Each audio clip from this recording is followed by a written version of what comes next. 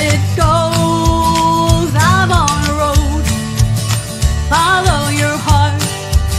It won't let you down. Follow your heart. Take the steps beyond your way. Take the steps. When you have a dream, you gotta start. It's the only way. If you're gonna shine, and you're gonna shine, shine, shine. You're gonna shine. And here we are, shining bright on the ranch once again tonight. I'm always thrilled. Monday night are just the best place to be, is right here on the ranch, because we are bringing you the best in indie Americana music. And I span the globe. I go all over the place to find you guys some really up and coming great artists. And tonight, I kind of am in my own backyard and I didn't know it. He's a fellow podcaster, fellow musician, fellow Pennsylvanian, but I don't know, Craig, when you don't know what Music Fest is, I don't know if I can count you as a Pennsylvanian. Well, keep in mind, Pennsylvania does cover like what, 400 square miles across. I often talk to people from Eastern PA, even though you mentioned you're from close to Allentown where Music Fest is available. There is some similarities to Pittsburgh and to Allentown, Bethlehem area proper. But when you get into like Philadelphia, there is no comparison to the two. So I really haven't spent that much time out there, but now that you have told me about Music Fest, it is definitely now on the calendar. So see you next year. Definitely. Maybe you could do the ranch in person. How cool would that be? I haven't done that yet. I'd be more than delighted to. I'm already having a great time, and I just met you, 10 minutes before we went live on this thing? I know. Teach you all kinds of stuff.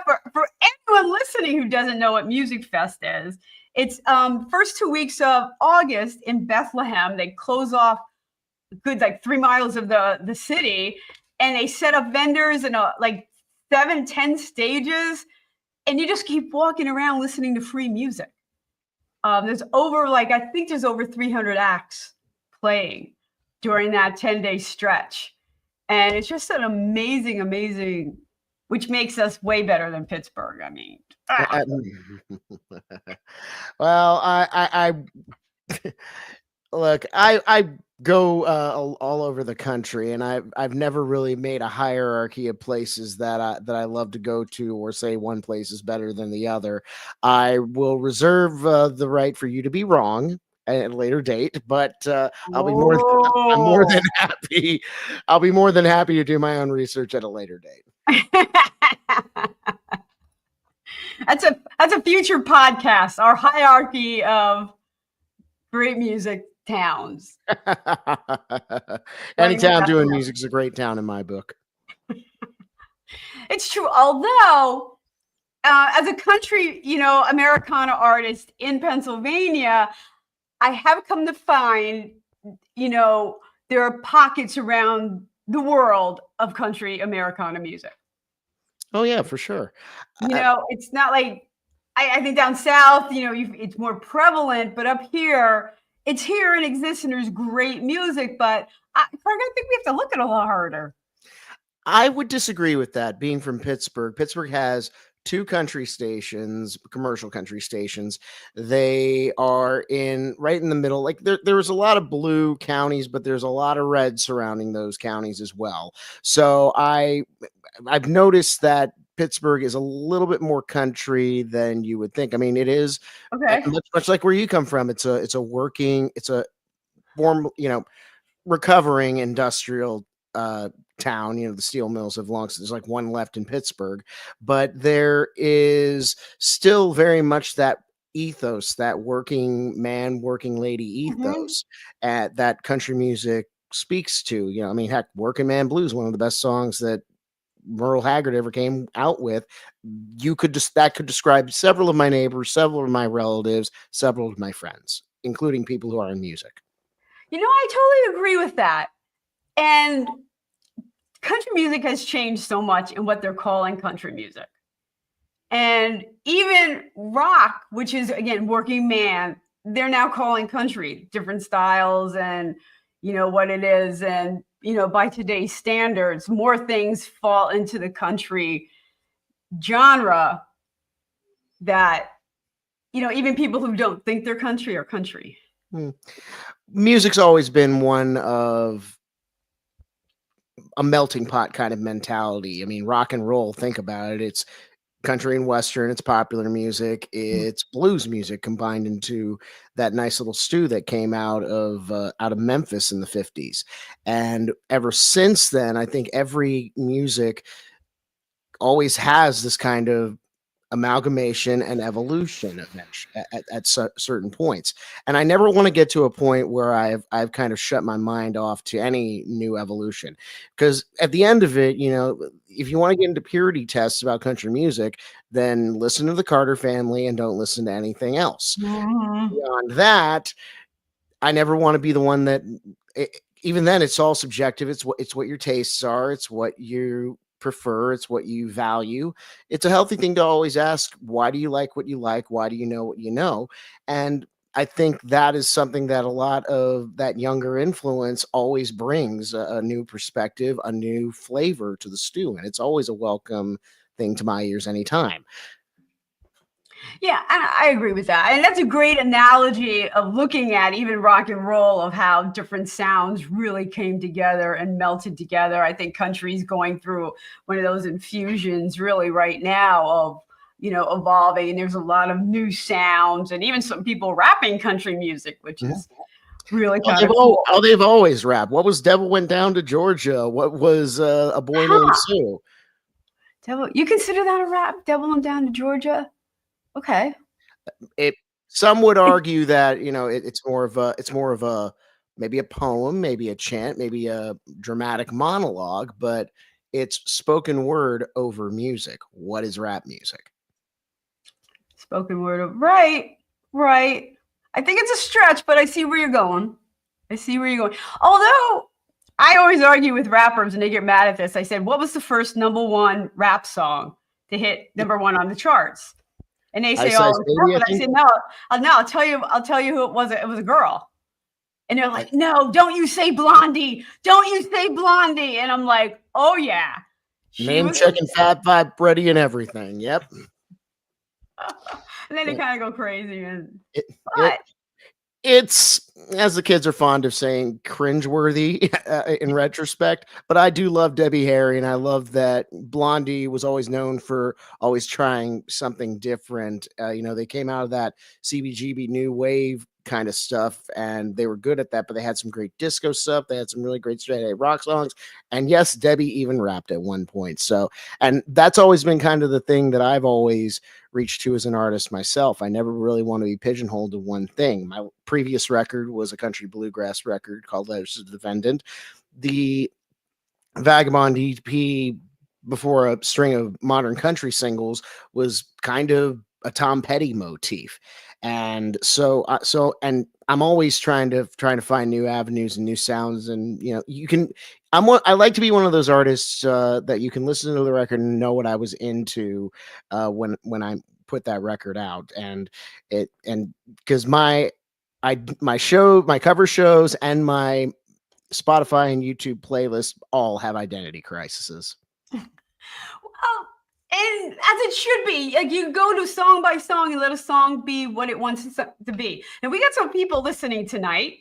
So again, we can see your comments. So feel free to let us know where you're watching from. Again, is there a country rap song that you like? Or what is Devil Gone Down to Georgia? Is that a rap song? Let's hear what you guys think. We have some people watching.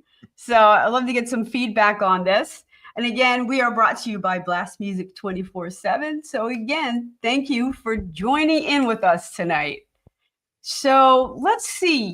Let's talk about your first song, because I agree songs should go genre to genre by your lyrics, by the feel, what you're going for. Let it be what it wants to be. So tell me about Miss Me.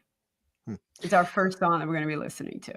Well, Miss Me is kind of the climax of the record I mentioned already, Letters to the Defendant. It is a country bluegrass hybrid about the downfall of my marriage. The synopsis of it is this: I drank, she left, and then I filed for divorce. Hence why I, the plaintiff, am writing a letter to the defendant in this record. And Miss Me, I kind of envisioned it almost as an Adele kind of song because it had that very emotional, very revealing, almost too much information given in that kind of a song. But it was basically me telling her, goodbye forever because you left me for dead. You don't get to miss me. And this will be a demonstration of kind of the sound that I was going for. Dobro, no percussion, fiddle, banjo. John Porble, who produced the record, is playing piano, but that's the only time piano makes an appearance on the record. You'll hear that more predominantly, and If Only a Smile Could Change My Mind later on. But this song, in the context of Letters to the Defendant, is the definite climax of the record because that's basically goodbye to the defendant. By the defendant. But wasn't the defendant, did you say the defendant drank? Oh no, I was the drinker. So she imbibed a little bit. Her and I don't want to say too much ill about it because it was 2 years ago. We haven't spoken in that amount of time, and I'd like to keep it that way, quite frankly. And so I basically but yeah, I was, and I am. I'll be celebrating my 30-year sobriety at the end of June, and this was kind of the record of me kind of clearing up the wreckage, gaining some perspective. I might have been wrong about a few things. In fact, I was wrong about a few things, especially holding on to the anger in this record. But the fact of the matter was that, this is how at the very least, I was processing it. I was feeling it. And at the very least, I was able to do something other than drink and other than destroy myself. So, which honestly is what music has always been there for me to be, for the better part of my life. It's been the salvation, and it's been the thing that's given me the perspective and the strength to carry on. Well, congratulations on 30 years. That's amazing. But one day at a time, maybe. One day, yeah, we're still at it. One day at a time. It's perfect. And I got to tell you, you can write a breakup song. I have a friend of mine that would agree with you. His name is Alex Wisniewski, and he is the guitar player for my friend Megan Pennington's band, Moonshine Jasmine. He was in my backup band, The Vagabonds, for a little bit, and I had heard him say this secondhand. Sorry for tattling on the guy, but I heard him say when he heard the new batch of songs I wrote about my most recent breakup, he said, God, Craig and his Taylor Swift ass. He needs to go through a breakup every couple of years just to write some good songs. He does, and Billy. I don't recommend it, but maybe. Yeah, Billy's watching, and he's congratulating you too on your 30 years. I saw that. Thank you very much, Billy. Yeah, but there is some, breakup. Taylor Swift. She did start in country. She isn't there anymore, but she did start in country. So lyrically, you'd be surprised, but right. All right, let's listen to Miss Me.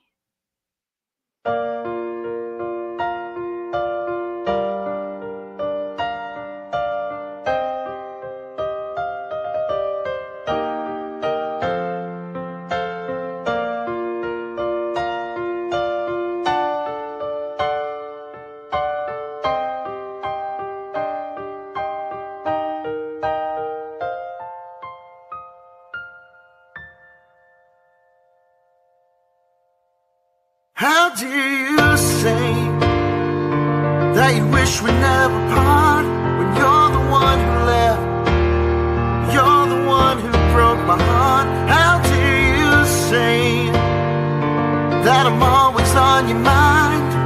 Well, you should have thought of that before you left me to die. You're so afraid, you're so alone. Even if you love me, I don't care anymore.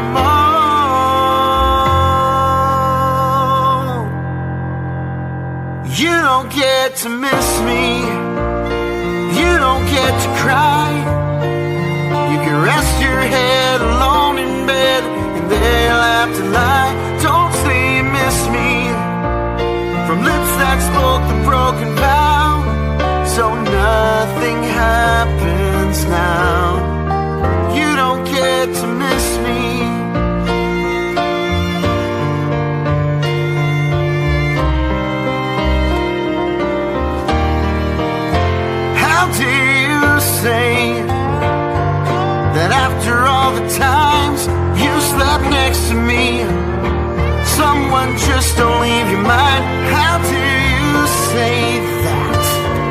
like it must be true for me. I try not to think of you, I try to be happy.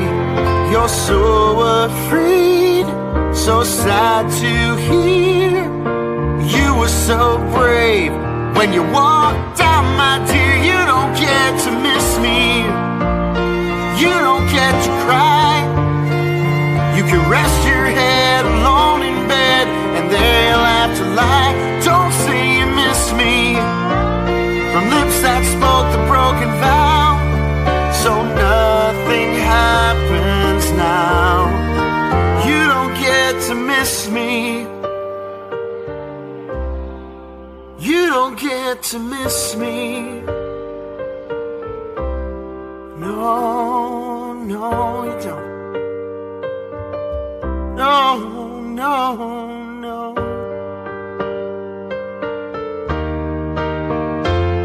You're so afraid, that don't seem strange. You're stuck on 22 love, and you're never gonna change. You're so afraid, so full of sorrow.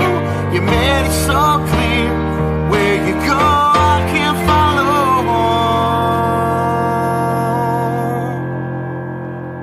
You don't get to miss me, you don't get to cry. You can rest your head alone in bed and they'll have to lie. Don't say you miss me from lips that spoke the broken vow. So nothing happens now. No, nothing happens now.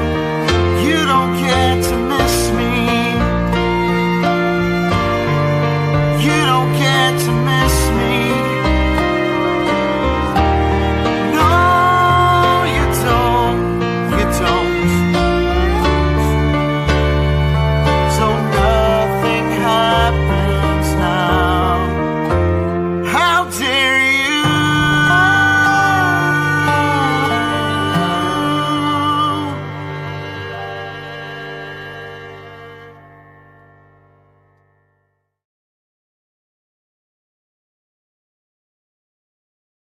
All right, and we are back on the ranch. We are brought to you by Blast Music 24/7, your one stop for all indie artists. It's a great place to find new music, and if you're an indie artist, you want to be there showcasing your music, and they are really supportive of indie artists. You keep everything that you make from the site. It's a really good place to be. We also have our radio stations listening all over the world. We got France, we have My Indie Radio. Love you guys listening. And we go to California for the Plow Zone, also streaming the ranch. Glad to have you guys on board. We're also brought to you by Hotel Universe.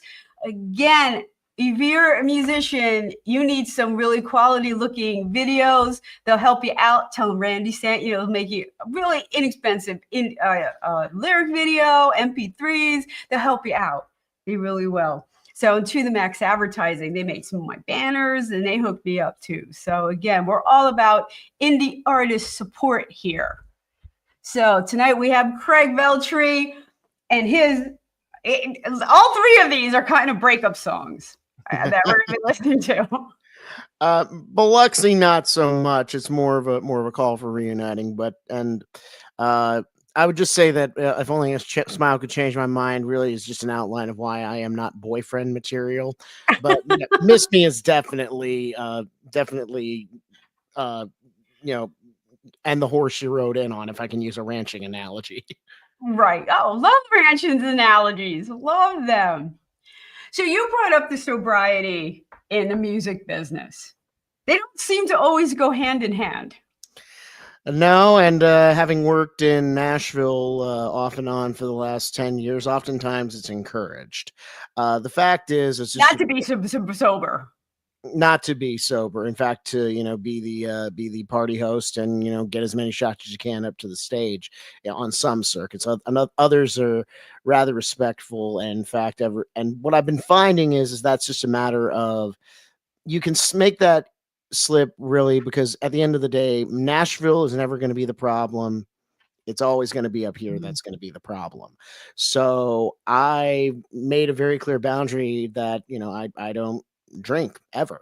So I can say honestly that I'm in bars more often than I was when I was drinking. And the difference How is is I that actually for walk. you? Because again, as a counselor on the other side, I've done addiction Really? work for 30 years. So I think stay out of a bar. New people, places, and thing is the mantra. It's true, very true. But it's well-meaning advice. I wouldn't recommend anybody with absolutely no tools to handle being around alcohol to go into. If you have like less than 90 to 60 days, I certainly wouldn't recommend it. I didn't have that luxury because I had to get back to work. But Right, right. if there's one thing that I learned in my recovery was how to be honest. So I was upfront very early on. After a while, I mean, it doesn't go unnoticed. People offer to buy me drinks, and my standard line is, I don't want to drink, but I will take the money. Download a song right now. Do it. Do it. That's how I'm you talking to you. support an artist. Buy our stuff. Yeah. We only get a cent per stream right now. I mean, We don't even 0.0004 cents per stream. so a whole dollar in the bucket is more than getting the word out and the exposure to us at the moment. So grateful to anybody that does, and just grateful to be in the moment and still being able to do this, because the fact of the matter is there's really only one end to somebody who was as low bottom as I was at that point. The next step was dying, and I really didn't care if I did. And the fact that I didn't meant that I was going to make sure that at the age of, it doesn't really matter, but I will not blow up my life again. I need to find a more healthier way to cope and figure out better strategies to live my life. And in 3 years, the only regret that I have is that I didn't do it sooner. But these time takes time, and it almost took everything. And to everything there's a season, if you will. Right. Well, I'm glad you found your way, and I'm sure this is the short story of how hard it really was, because I wrote enough. I mean, there's a song on the record called "The Whiskey Has Its Way." If you want to look into the self-pity and the despair that I was in at that point in my life, I welcome you to listen to it, because I really don't like performing it, because I hope you've gotten the vibe off of me that I like to be very lighthearted. I don't like to bring the room down as if I can. It. So so I try to be a little bit, be where I am in my life, joyous and free. So I may explore it later on, but for the most part, it's most of the songs that I'm writing about now are processing breakups, detailing my life, and also helping not only other alcoholics achieve sobriety, but also helping other writers that I come across to realize some ideals and maybe get some feedback on where I can better my songs or just make the song happen. So I'm not really in a, so I did the woe is me, where my mind was at the time, and it's there. I made it. Let's move on. Yeah, you had to do it though. I mean, you're transitioning, you're changing mindsets, and you're working through what got you there and how you're going to get yourself out of there. And now you're out of it and kind of not looking back. And I like that. I like that a lot. Thank you. And I even like, people, honest artists who can go up there and say, I'm having a good time and I don't really need to, be drinking to do it. I'm sure you don't say it like that, obviously. Oh no, I'm far from a teetotaler. Look, I'm from Pittsburgh, Pennsylvania, where I've heard it said that a beer and a shot is a birthright. So trust me, I know better than to go into a bar and draw attention to it. Sometimes Sometimes I'll make a mention of it when I have one song in particular. And I'm introducing it, and I mentioned my sobriety, but it's purely one of misdirection, because the song itself is not about sobriety or really about whiskey at all. And I'll leave. It's a song called Bourbon in Kentucky. It'll be on a future release, so just keep your eye out for it, and you'll see the punchline later, or just come to a show. Right. Because you're writing country songs, whiskey's going to show up somewhere. Sometimes right in front, sometimes just in the plain old writing rooms. I mean, heavens, I've gone to one writing place that I've done some writing in Nashville. They actually literally have a whiskey flight available for sale at the front of the bar. Your business. I'm not telling you how to run yours. I'm fine. I mean, I'm honestly, I'm not whistling by the graveyard when it comes to a bar or whiskey. You know, it worked for me when it worked, and if somebody can have one or two and walk away, bravo. I wish I could, but that's not how I drink, so therefore I don't. Bye, Billy. Thanks for listening, Bill. Yeah, thanks Hope for you hanging listen to the rest. in. Yeah, buy the record. Everyone download the record. And again, you can always find us on Blast Music 24/7 or the YouTube. So we keep this up. We even have been putting up shorts of the show, which have been really doing well. That way you can get little snippets if there's certain topics people want to revisit. So that's been going nicely too. So yeah, it is a process. In Nashville, I was actually disappointed when I say this a lot. I was disappointed when I went down to Nashville to Music Row, which is now a party cover band. You know, do you know this? That if you're in Music Row and you're playing in a band, you can't play original music. You can get banned from the strip. Well, I think you're describing Lower Broadway. Music Row itself is still very active. It actually does have, in its third iteration, a place called Bobby's Idle Hour that hosts original music every day, every hour of every day. Okay. Bobby's Idle Hour. Tell them Craig sent you, and well, actually, don't tell them sent you. They might throw you out jazz style from Fresh Prince. But no. Some really great folk run there. There's actually a guitar pool there every Wednesday from 1 to 5. My friend C4 runs an afternoon gig, and of course, they have showcases every night, and with some some heavy hitters come through. Of course, the Commodore Grill has always done that, and of course the Stand by the Bluebird, which I've yet to even apply to at this point, but not for fear, but because I just can't get through the damn website. But Music Row is definitely still where writers meet up and writers and music happens on there. So 17th and 16th Avenue North in Nashville still has that well-deserved mystique. Broadway, on the other hand, it is 100 different bars, all of them playing cover tunes, all of them doing rather aggressive bucket running to make tips, because the base pay is so low for these artists if they get one at all.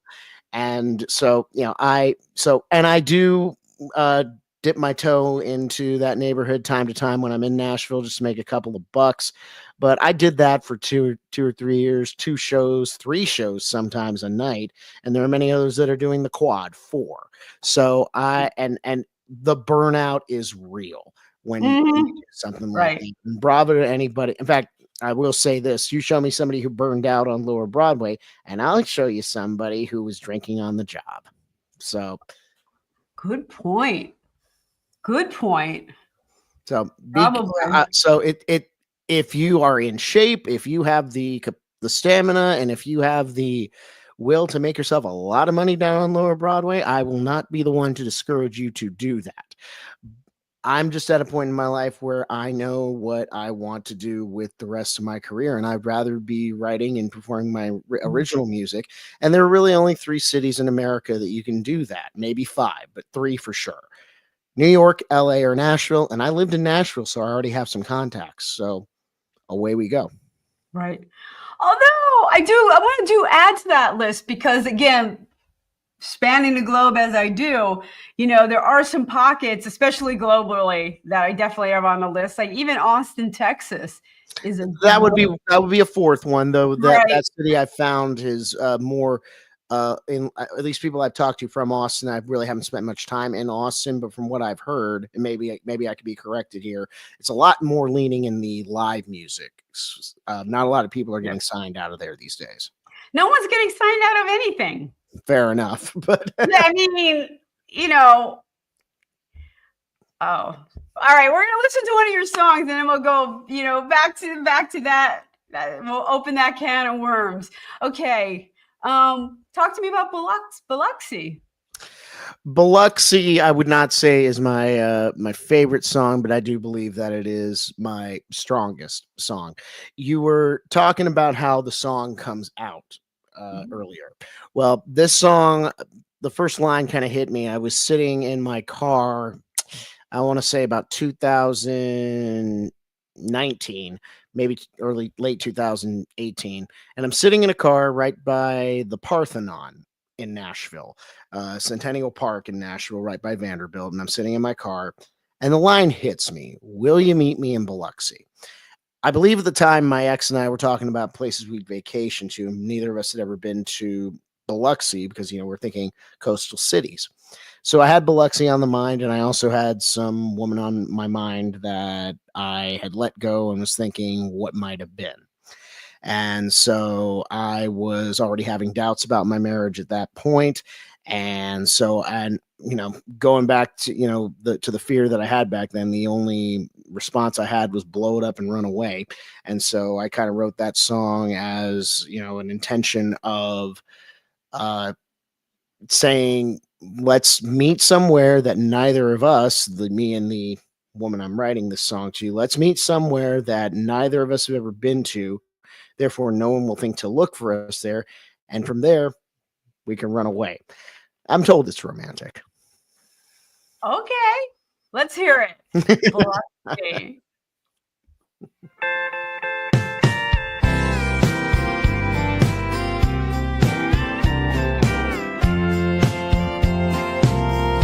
Will you meet me in Biloxi, where we can start again? We'll meet as long-lost lovers, or just long-lost friends. Make your way and I'll be waiting by the lighthouse on the shore. And if you meet me in Biloxi, I'll be yours forevermore. Oh, how I've longed to hold you, feel the magic in your touch. Thought we weren't meant to be, and it didn't mean that much.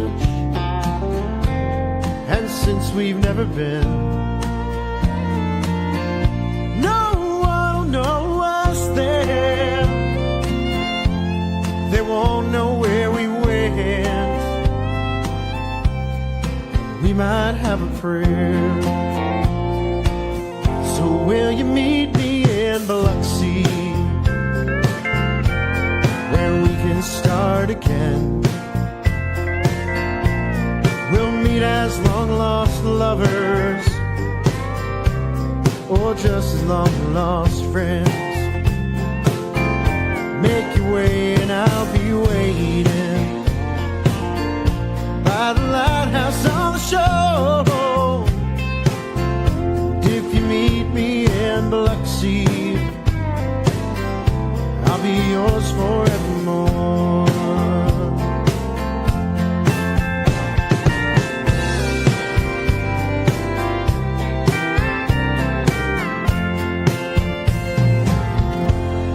Oh, how I've longed to kiss you, feel your arms around my neck. Thought the time it wasn't right, and it was for the best. I was wrong, and though I've heard it's a fine place to stay, we won't be long for Biloxi. From there we'll make our getaway. So will you meet me in Biloxi, where we can start again? We'll meet as long-lost lovers,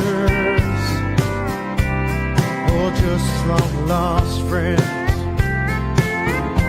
Make your way and I'll be waiting by the lighthouse on the shore. Yeah, and if you meet me in Biloxi, I'll be yours forevermore. I'll be waiting in Biloxi to be yours forevermore.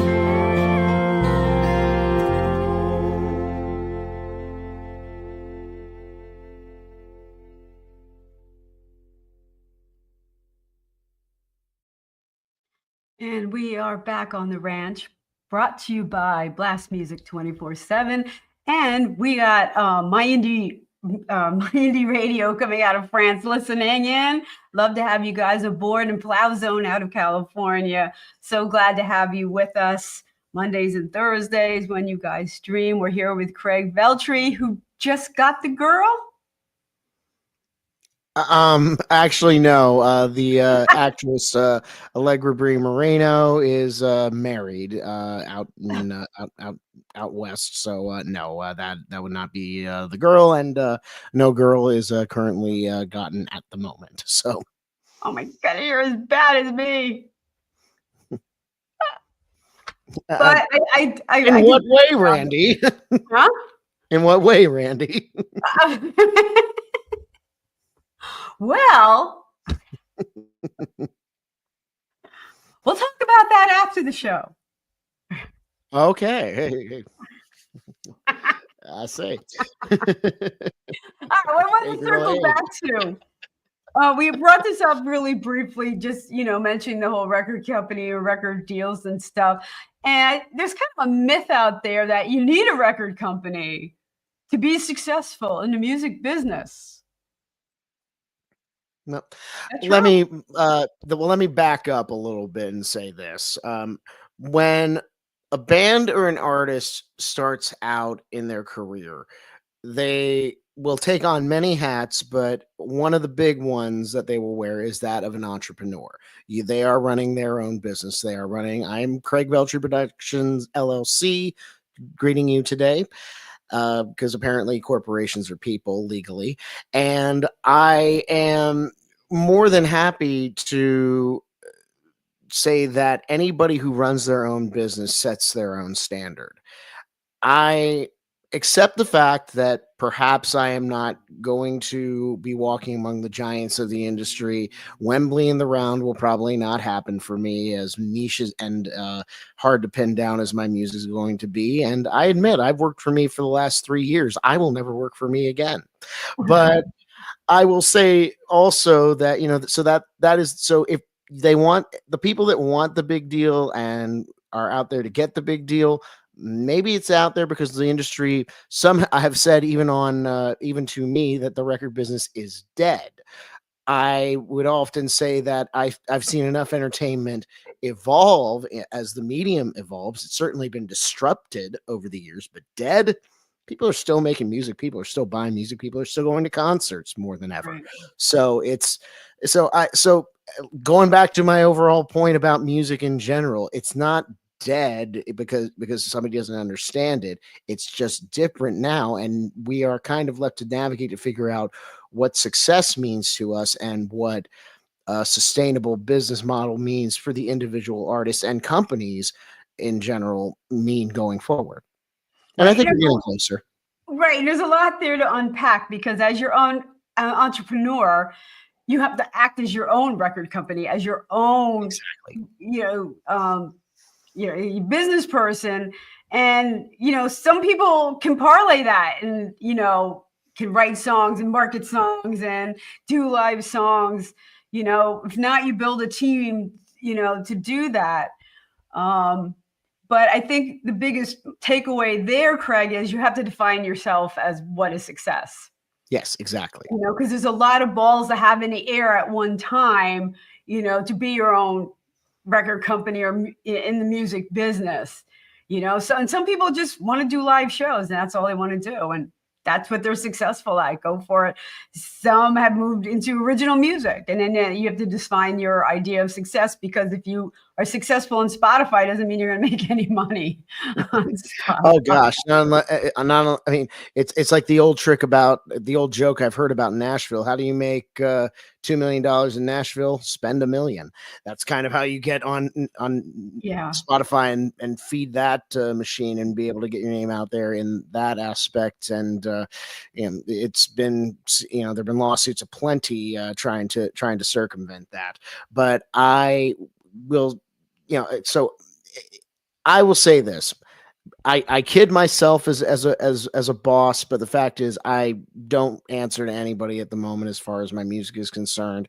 If I fail in one venue or fail in one venture, okay, there are about 100,000 venues and even as many towns in this country. I've learned over the last 2 years that I can pick up list of venues in any city in America, and there you go. I have a tour. At the very least, I have a place that I can kind of hover around and still have steady work. I mean, I don't live well. I really don't even have my own place at the moment, but I am, still, it's coming. The acorns are being saved at the moment, but the fact of the matter is that I am at a point in my life where I don't fear that, and I kind of roll with it, and I'm happy in play than I've ever been.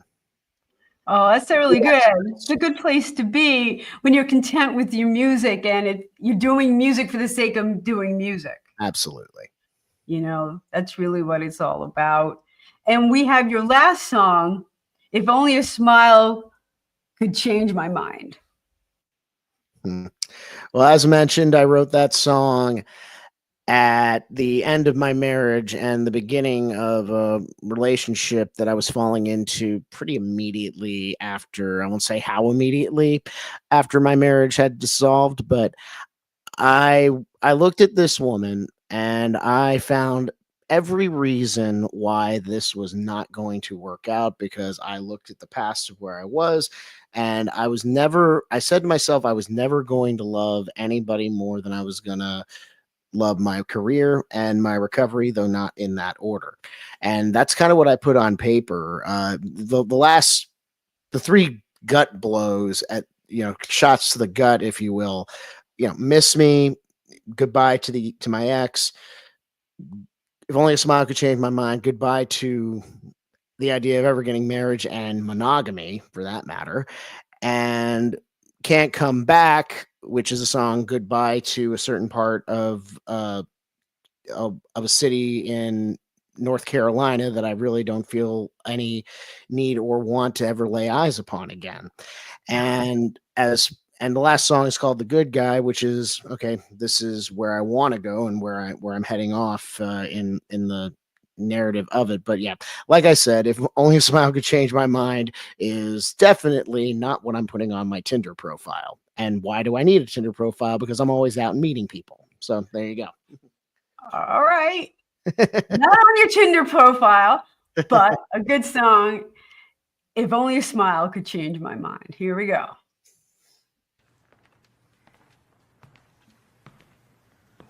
If only a smile could change my mind, I'd stop being on the run.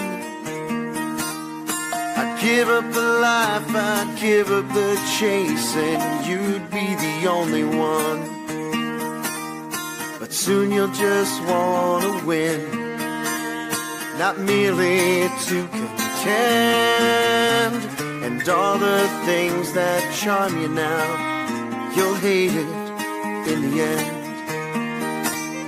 If only a touch could change my mind and mend this broken heart, I'd open the gates and while running through, I'd dismiss all the guards. And soon this fragile fortress, you'll burn it from the inside. Not to say you're all the same, but I've watched you change your mind. So don't make no plans for me, I'll never fit that mold. more afraid of dying fate that would hurt more than dying alone. If only love could change my mind, I'd buy another ring. I'd save this dream only for sleep, and only to you I'd sing. But I wasn't made for staying. I was born ready to leave. You're better off to believe in my song, knowing better than to believe in me. This guitar never let me down, and it's easier to hold. I won't turn down a night here or there, but I'm fine with dying alone. If only a smile could change my mind, and a touch could keep me still. I felt it slow me, consume and own me, and bend me to its will. I've spent all my life being told what I'm supposed to do. You may say that won't be you. I'm sorry, I've heard that one too. I wasn't made for staying. I was born ready to leave. Take this song and feel my love. That's the best you'll get from me.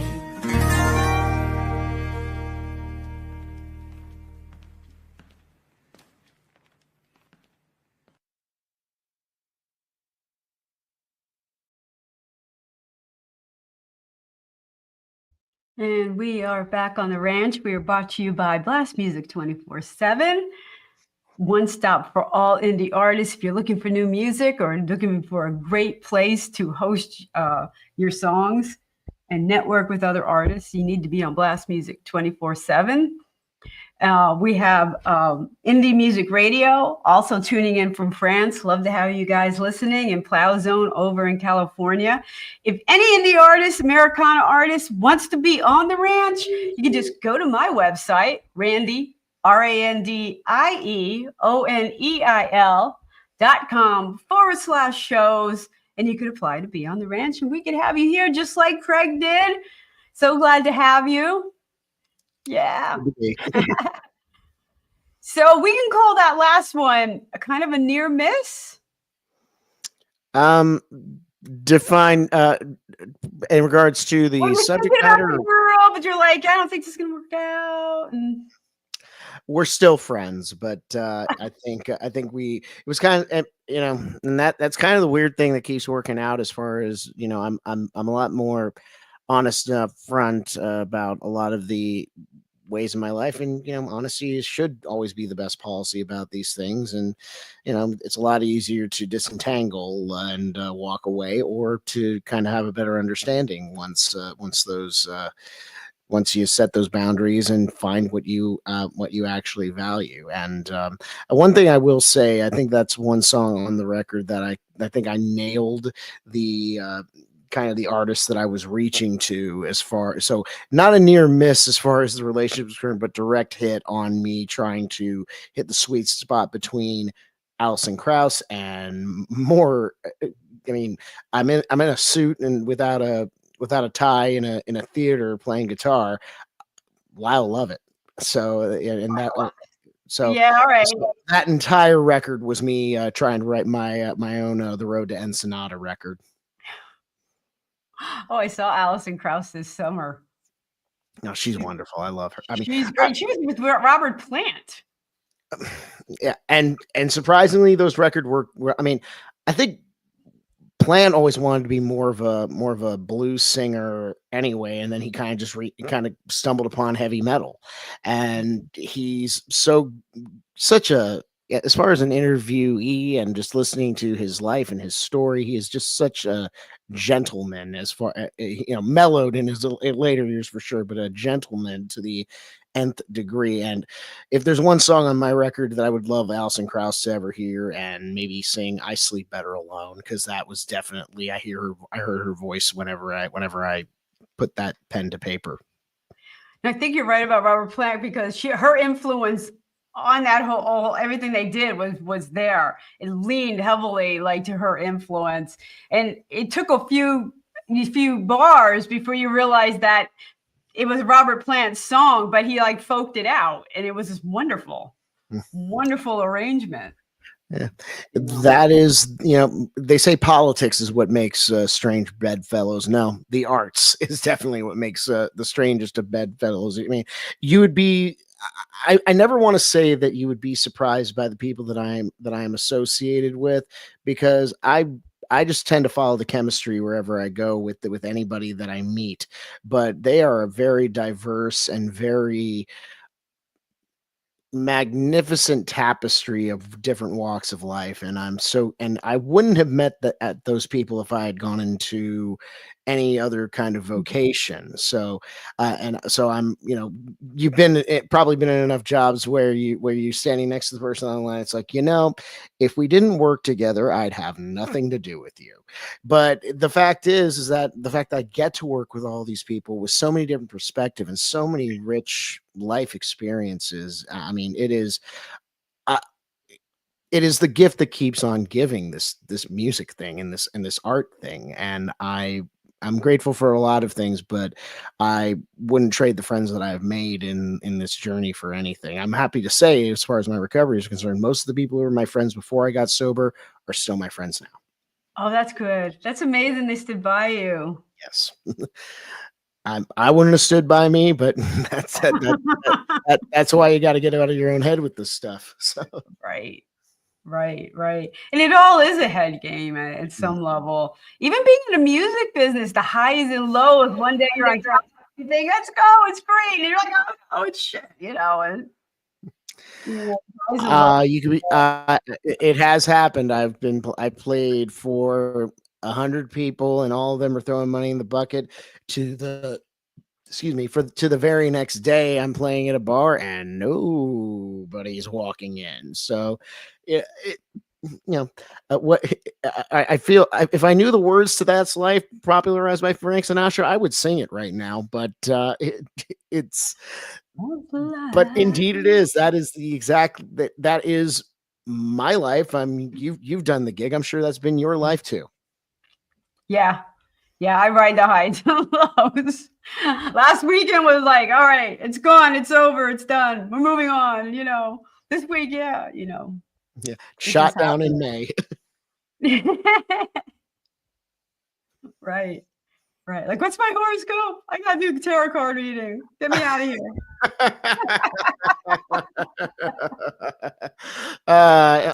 A note on horoscopes. I think it was Shakespeare that says, "The fault is not in our stars; it is in us." I don't know. TikTok disagrees, because every time I go into TikTok, somebody's giving me my horoscope and tarot card reading. So I don't know, Craig. I think there's something to it. To each their own. 1 billion TikTok viewers can't be wrong. Oh, well, excuse me. It's on social media. It's going to happen. It must be true then. It must be true. Oh my goodness. Craig, so you're putting out vinyl. Yes, I am. I have already put it out. It's a limited edition vinyl release of Letters to the Defendant. We've been talking about it throughout the course of the interview. I'm selling it at my shows, but if anybody out there wishes to send me $35 to my Venmo, Cash App, or PayPal, Zelle, actually. Zelle, I prefer Zelle because that has no fees to it. It's all 10 songs on vinyl, pressed by Hellbender Vinyl out of Lawrenceville, Pennsylvania, just outside of Pittsburgh.